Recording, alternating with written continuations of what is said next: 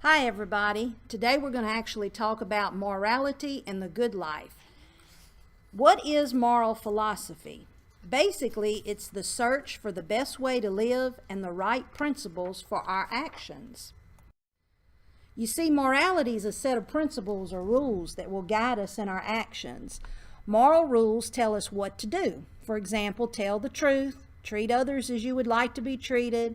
For instance, do not cheat, do not kill, do not steal.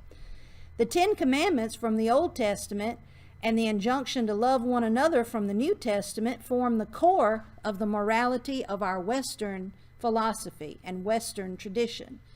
Therefore, it can be called a Judeo-Christian morality.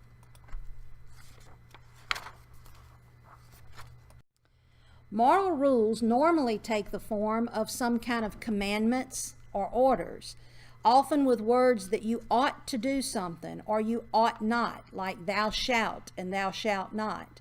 These form the basic structure of every society, defining the limits of what's not only permitted but what's expected. The key to morality, according to the German philosopher Immanuel Kant, is duty, doing what you ought to do. The goal of moral philosophy is to develop a set of principles and a view of our aims in life that will allow us to live with clarity and confidence. This general quest, which includes morality as the search for the good life, is usually called ethics. In what follows, we will begin a discussion about various suggestions presented. First, most prominent among moral philosophers is the philosophy of hedonism. This view says that the good life involves getting as much pleasure as you possibly can. The most famous philosophical hedonist in history was a Greek named Epicurus. He argued that the good life was the love of pleasure, and we still refer to a person who spends his or her life living for pleasure as an Epicurean. In fact, however, Epicurus taught that not all pleasures are good. He encouraged simple pleasures like peace and quiet and pleasure of the mind or fellowship with friends. The pleasant life is not the product of one big drinking party after another or a big seafood delicacy buffet with a luxurious table. On the contrary, it's the result of sober thinking, according to Epicurus.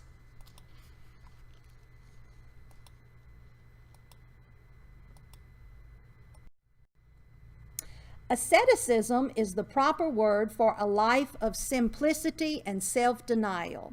Even before Christianity, about the time of Socrates, a group of philosophers who called themselves Cynics defended this similar lifestyle. The most famous of them was Diogenes.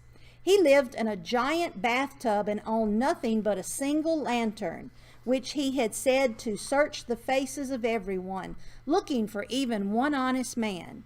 When Alexander the Great came to his city, he asked to see Diogenes. On their meeting, Alexander asked Diogenes, "What can I do for you?" And Diogenes turned to the ruler of the most known world and said, "Move over, you're blocking the sunlight." Does success give us the good life? The life of seeking success actually has its problems. There is always the real possibility of failure, of course, but this is equally an argument against almost every lifestyle. In any case, the threat of failure is not a good reason to reject a lifestyle. The problem is rather the threat of success.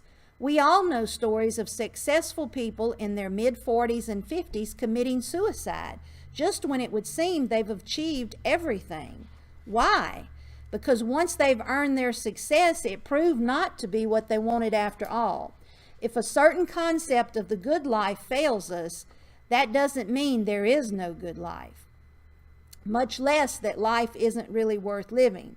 It does not even mean that success is not worth having or that success is wrong.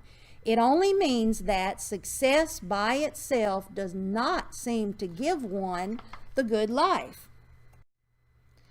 Freedom can be singled out as a separate conception of the good life. Some of the other most common conceptions of the good life are very close to those we've discussed so far. For example, the life of pursuit of great wealth or political power. The religious concept of the good life also deserves special consideration, not when it's simply intermingled with the other goals and ambitions and squeezed into Sunday mornings, but when it is truly the goal of life to which all other goals are subordinated. Happiness is not just a sense of well-being. Aristotle said happiness is meant as the good life as a whole. It's a life integrated with virtues and good fortune and philosophical wisdom to appreciate it.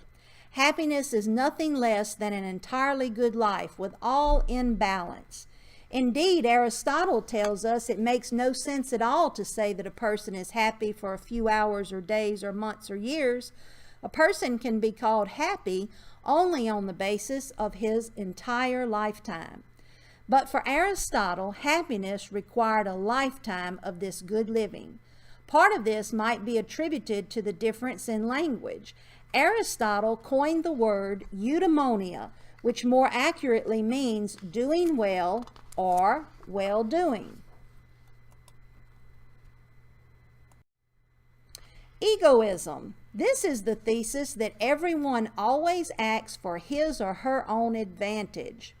Altruism is acting for the sake of other people's interests.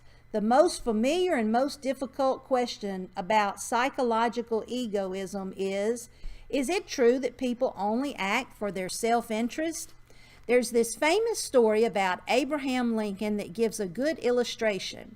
He was riding along with a friend in a carriage and he passed along a mudslide. Now, these two friends had been arguing about the fact that Abe Lincoln thought he was a selfish person. But they passed this mudslide and a mother pig was on the side squealing as her piglets were drowning. Abe Lincoln stopped the carriage, saved the piglets, and then moved on with his friend and asked, "Wasn't that a clear case of altruism?" Lincoln replied, "Why, that's the very essence of selfishness or egoism. I would not have had any peace of mind all day if I had gone on and left that old suffering sow worrying about those piglets. I did that just to get peace of mind, don't you see?" You see, many actions are based on self-interest, but then there are actions that are not based on self-interest. Lincoln's response is an excellent example because his example, he thought his action was selfish, but to us it was not selfish at all. Could this be true of all our actions? Now we're going to talk about some theories of morality. These are formulated to answer the questions of interpretation and justification. What is it for a principle to be moral? Is it because God deemed it to be so, like the destruction of Sodom and Gomorrah? For example, if the commandment not to kill is interpreted as a morality set of principles, then that interpretation is to be filled out, looking for further information from God. If, on the other hand, moral principles are to be taken as efficient guides to human happiness, then the law against killing has to be interpreted and defended. We indeed should make more people happier and fewer people miserable than they would be if there were no such law.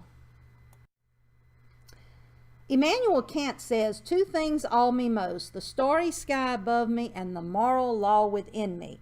You see, Kant insisted that morality, whatever else it might be, is first of all a matter of reason and rationality. It is the source and justification of moral principles. However, we might learn them as children, but they are ultimately in ourselves. He called this autonomy, which means that every one of us is capable of figuring out what is right or wrong on his or her own, without any appeal to an external authority, just by our faculty of reason. Reason is an authority that is in us, but yet it transcends us. It is objective and prescribes universal, necessary laws. Utilitarianism, which was formulated in the 18th century, by a number of British philosophers, including Jeremy Bentham and John Stuart Mill. Utilitarianism is a goal-oriented moral theory. It says the emphasis is on the actual consequence of the moral rules and philosophies. It insists that you can only be justified by an appeal on how happy these practices make us.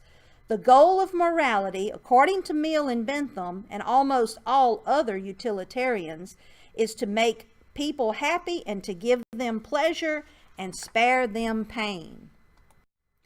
Jeremy Bentham developed a happiness calculus. It gives a numerical order that is calculated on any action or policy and what the consequences in terms of pleasure or pain would be. He considers a number of factors, such as how intense and how lasting that pleasure or pain is, or how certain we would attain it. How many people would be affected, and to what extent would that pleasure and pain likely be mixed? There's also something called moral relativism. This is the thesis that there are no universal and essential moral values, that morality is relative to particular societies or people. It's relative to the situation or the society. But other people say that morals and ethics are absolutes. That leads us to moral absolutism, which this is the thesis that there are universal and essential moral values. If some societies or people do not accept these, then they are not considered moral. The good life. What's the difference? Many of us look superficially. Others look at religion or customs or ethics, their differences in culture, and basically it comes down to a matter of tolerance. You see, morality gives us rules by which we live with other people. It sets limits to our own desires and makes us tolerant of others' actions. It tells us what's permitted. It gives us guiding principles. But where does morality come from? It comes from above, some people say. Some say that moral laws come to our society from God. Others say that we learn these laws from our parents, who do indeed stand over us and indoctrinate us with shouting and commands and examples and gestures. Finally, morality itself is above any given individual and comes from within, from the laws of society. There is also the moral argument for the existence of God. This is one of the strongest arguments for the existence of God. But whether or not you believe in God, it's clear that something further than ourselves or above ourselves is needed to help us define morality. Even assuming that there is a God, we need a way of determining what His moral commands must be. One might say that God has given these commands to various individuals, but the fact is, different people have different ideas about morality. Some, for example, would say morality rules out abortion and euthanasia, but others would argue that God does not rule these out and makes it clear, like in the fact of a holy war, for example. In view of such disagreements, we cannot simply appeal to God, but must use reason to formulate and defend our morality choices. Morality is defined in terms of these rules and principles that we've talked about. But there's another concept of morals or ethics, and that is character. Character is the ethics and personality of an individual. One aspect of having good moral character is obeying the rules, but there are several virtues of character that are not governed by rules at all, such as courage and kindness. Now we will talk about the four types of moral theories: the duty-defined, the consequentialist, the virtue, and the feminist theory. First, the duty-defined. This is the least complicated example, and that would be the Ten Commandments. It's imperative, simply being in order from God without qualification. Obeying these rules might in fact be good for us. Immanuel Kant asserted that these morals are also defined by our own reason and rationality. Remember, he called this autonomy. Duty-defined morality is also in the case of the military, where you are given a list of duties to complete. Immanuel Kant, again, remember, believed that God's moral laws are true, but they can be justified and rational. Not just right because God gave them, but because God's moral laws made sense. Do not kill, do not steal, do not covet, and etc. Consider this. This is according to Immanuel Kant.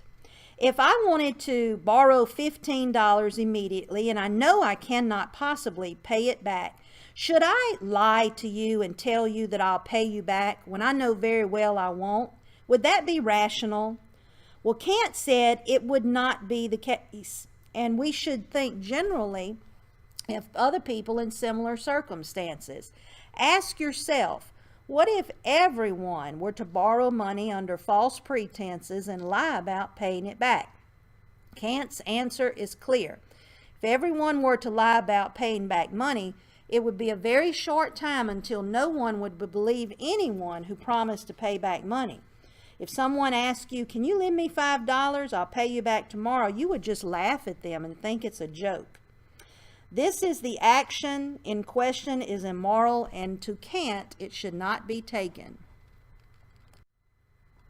The test of a moral principle's rationality is universalizability. That is, its capacity to be generalized for everyone. Customs may differ, but morality must be the same everywhere.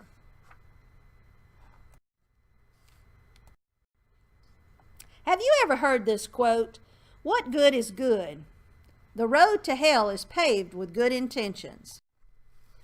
Well, yes, the road to hell is paved with good intentions, but everyone forgets the second half.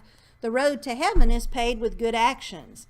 Immanuel Kant insisted on the priority of good intentions, but the second moral theory, consequentialist moral theorists, insists that what happens is actually what makes a moral good or bad. We already mentioned Jeremy Bentham and John Stuart Mill as British philosophers who had formulated utilitarianism. Remember, utilitarianism said that a moral action is right if it produces the greatest happiness for the greatest number of people. The utility principle says that we should always act for the greatest good in the greatest number of people. Remember, Jeremy Bentham even developed that happiness calculus math in order to numerically calculate any action and the consequences of pleasure and pain. John Stuart Mill qualified Bentham's calculus in an important way. He said there were different qualities of pleasure and pain, as well as differences in quantity. It is better to be a human being dissatisfied than a pig satisfied. Better to be Socrates dissatisfied than a fool satisfied. What do you think about this quote? John Stuart Mill made it, and he thought that there was a quality in our life and our morality. If you thought of some qualities of pleasure, such as being happy, then you can also think about quantities of pain. It is better to have that quality than quantity. Now, we had already mentioned some virtues like courage and wisdom. Now we're going to talk about the virtue moral theory. Aristotle created it with his view of happiness, or eudaimonia as we coined it. That is the ultimate good in human life. He was like Jeremy Bentham and John Stuart Mill and thought that good and right were the actions that aim at happiness. However, he did not equate happiness with pleasure. He insisted that the happy life is a life of virtuous action towards others. Aristotle came up with a list of virtues as you see here, and he believed that virtues were considered honorable, such as courage or temperature, liberality or magnificence, pride or good temper, friendliness, truthfulness, wittiness, shame, and justice. Now, Aristotle also thought that people could be deficit or have excess virtues. For instance, courage is a good happy medium, but if you don't have courage, you're called a coward. If you have too much courage and not enough reasonability, you're called reckless.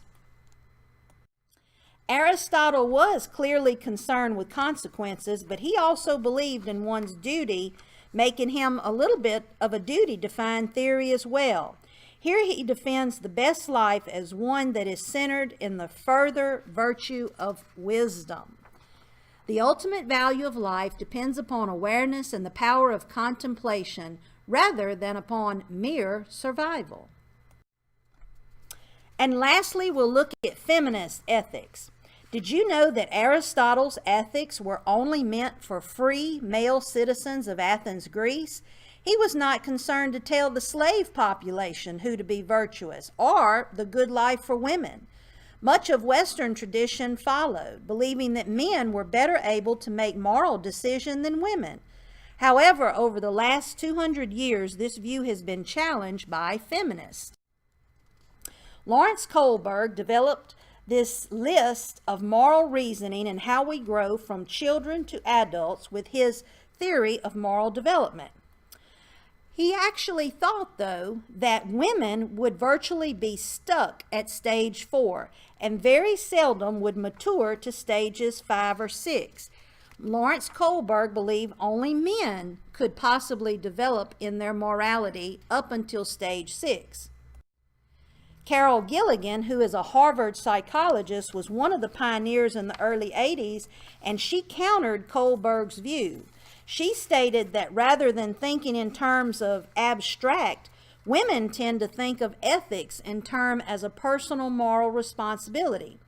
When a man sees a moral dilemma with right or wrong, a woman understands it as the result of some interpersonal conflict that needs resolution. Men see right or wrong, and women are fixers.